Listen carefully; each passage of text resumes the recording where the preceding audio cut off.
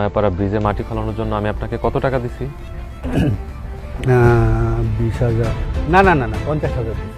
আপনি সামনে কইবেন আমি অমনি চলুন, খালি আমার স্বামীর কোনো ক্ষতি করেন না। মায়াকে যেহেতু রাখছেন, ওরে ভালোভাবেই রাখেন, ভালো মন্দ খাইতে দিয়েন। আমার সেবা করতে থাক, আমলা কামলা দেখা ওর একটা বিয়া দিয়ে দিন।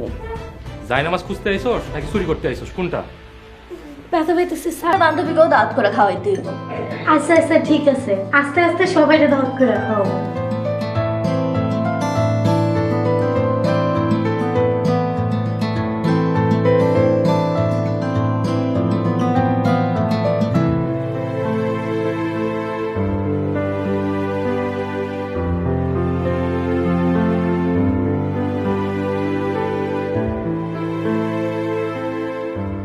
কি ব্যাপার, তুমি নিচে বিছানা করতেছো কেন?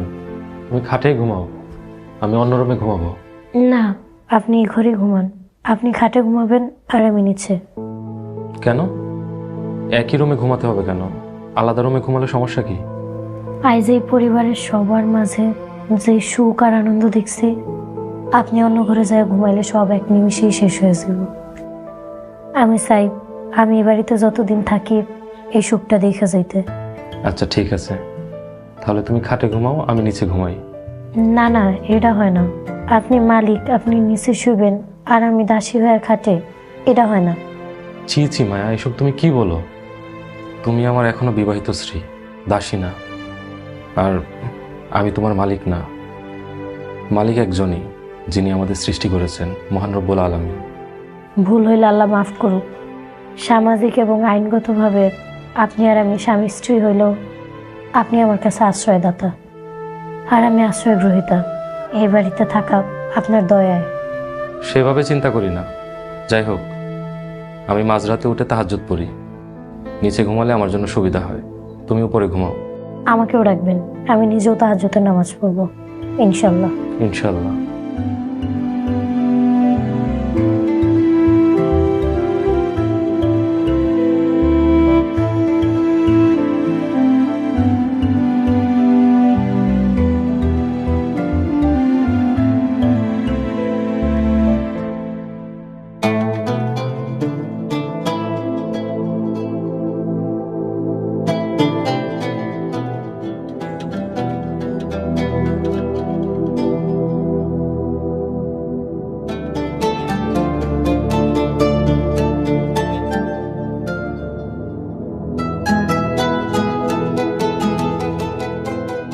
ইয়া রাব্বুল আলামিন, তাহাজ্জুদের নামাজ পড়ার মতো ধৈর্য আর শক্তি দেওয়ার জন্য তোমার দরবারে লাখো কোটি শুকরিয়া।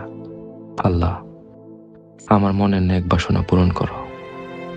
আমার মৃত আব্বা আম্মার কবরের আযাব মাফ করে দাও, তাদের জীবনের সমস্ত গুনাহ মাফ করে দাও। আল্লাহ, তোমার বান্দি মায়া আমার আশ্রয় আছে, আমি যেন তার যথাযথ খেদমত করতে পারি। আল্লাহ, সেই তৌফিক দান করো। তার জীবনের বিপদ আপদ দূর করে দাও, আমরা যেন সুখে শান্তিতে সংসার করতে পারি। আল্লাহ, সেই তৌফিক দান করো। আমিন। লা ইলাহা ইল্লাল্লাহু মুহাম্মাদুর রাসূলুল্লাহ।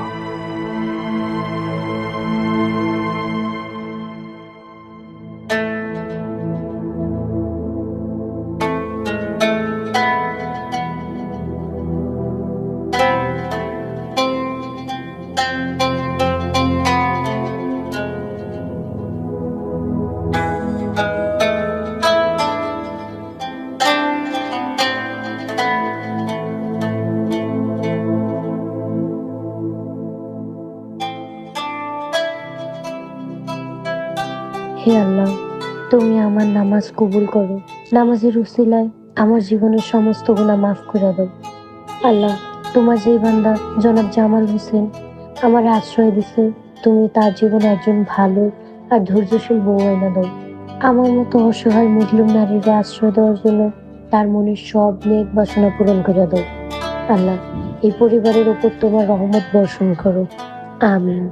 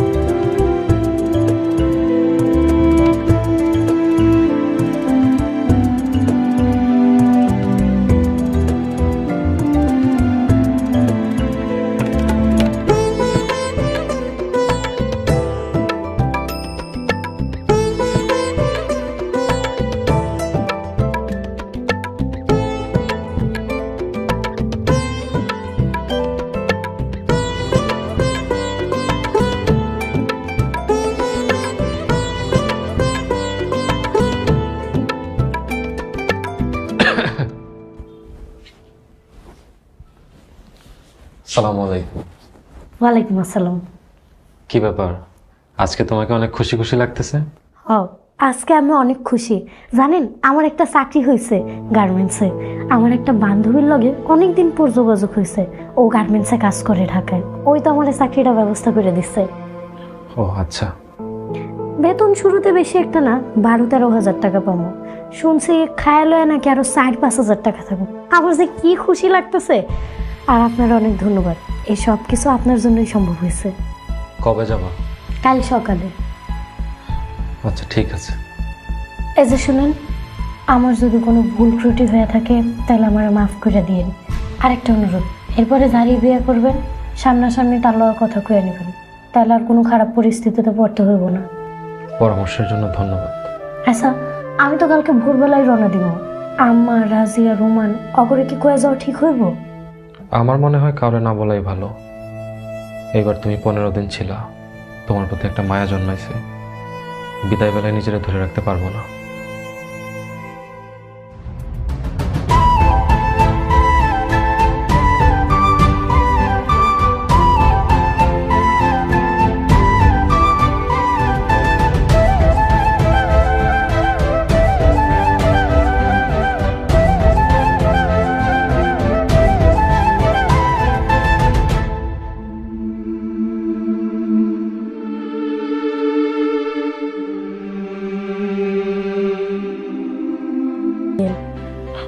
সমস্যা নেই, তুমি পৌঁছায় ফোন দিও, আর সাবধানে যাইও।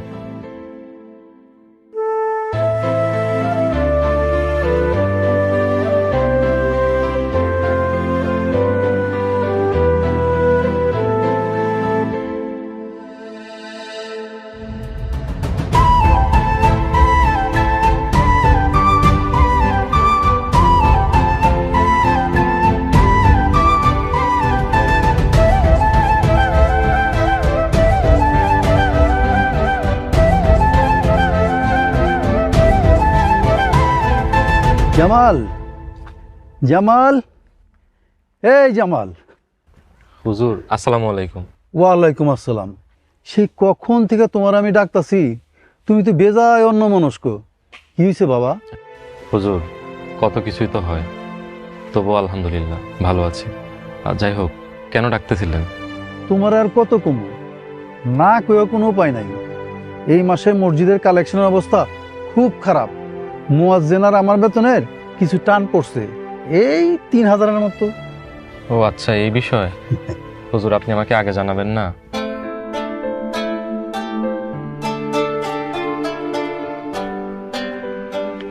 এগুলো রাখেন। তুমি দাঁড়াও, আমি রিসিপ্টটা কাইটা নিয়ে আসি। না না, লাগবে না। রিসিপ্ট কেটে আপনার কাছে রেখে দিন, আমাকে দিতে হবে না। বাবা, তোমার যে কি বইলে আমি ধন্যবাদ দুমু। তুমি মসজিদের সেক্রেটারি, তোমার কিছু কইতে লজ্জা লাগে, আবার না কেউ কোনো উপায় নাই। চেয়ারম্যান সাহেবের কাছে কইছিলাম, উনি তোমার সাথে কথা কইতে কইল। কইবেন না কেন? এই হাদিয়া তো আপনার হক। আপনি কয় টাকা বেতন পান সেটাও ঠিক মতো দিতে পারি না, আমি লজ্জিত। আমাকে মাফ করে দিবেন। এখন তাহলে আমি যাই। আসসালামু আলাইকুম। ওয়ালাইকুম আসসালাম।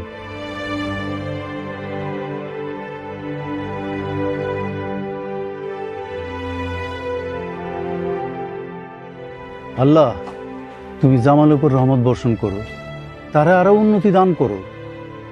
তার দানের উসিলায় তার মনের নেক বাসনাগুলি পূর্ণ করো। আমিন।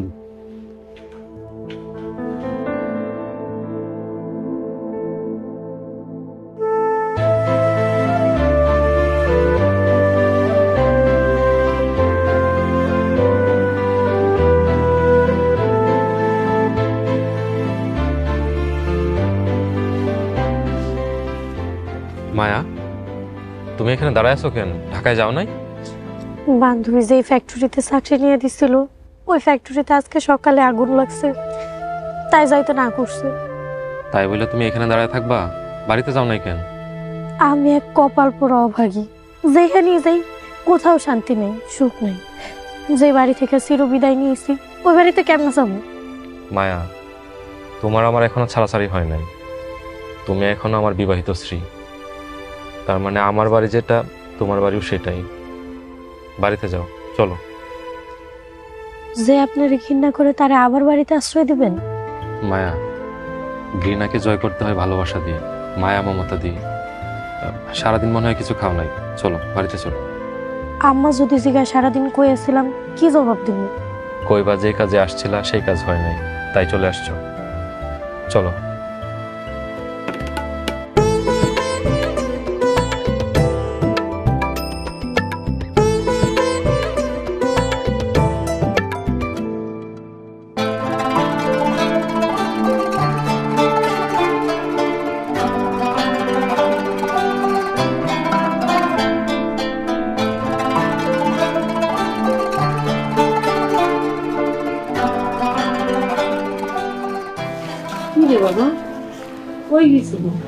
বড় ভাইয়া, তোমরা যে বেড়াইতে গেছো একবার কইয়া যাইবা না? বাবা, তোর ফোন বন্ধ কেন? আমার ফোন বন্ধ? খেয়াল করি না আম্মা। কি রে বাবা, তোর হাতে ব্যাগ। বৌমা, তোমরা কই গেছিলা? আম্মা, মামার বাড়িতে গেছিলাম কয়টা দিন থাকার নিয়তে, তাই ব্যাগে করে কাপড় চোপড় নিয়ে গেছিলাম। ও, তো থাকতা, অসুবিধা কি? মামা বিকালবেলা তার এক আত্মীয়র বাড়িতে বেড়াইতে গেছে, কয়টা দিন থাকবো, বাড়িতে একা একা থেকে কি করুম, তাই চইলাইছি। খুব ভালো করছো, যাও ঘরে যাও।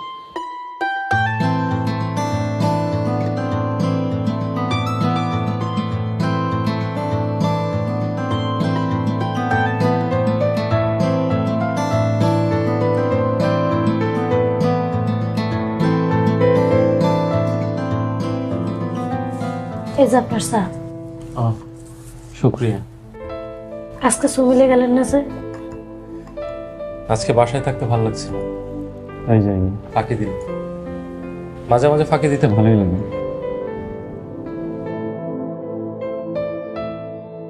চা কে বানিয়েছে? তুমি? বাহ, মাশাআল্লাহ, খুব ভালো হয়েছে, শুক্রিয়া। ও, ভালো কথা। আমার বান্ধবীর সাথে কথা হয়েছে, ও এখন ভালো আছে, কিন্তু ওর কারখানা একদম পুরে ছাই হয়ে গেছে, বেচারির এখন চাকরি নেই। আল্লাহ সহায় হোক। তুমি যদি চাও কিছু টাকা তাকে পাঠাতে পারো, বিপদের সময় মানুষের পাশে থাকা উচিত, আল্লাহ খুশি হয়। না না, টাকা পাঠাইতে হইব না, ও একটা নতুন চাকরি খুঁজতেছে, চাকরি পাইলে আমার নিয়ে যাইব। হয়তো আপনার বাড়িতে আমার আর 10-15 দিনের মতো থাকতে হইতে পারে।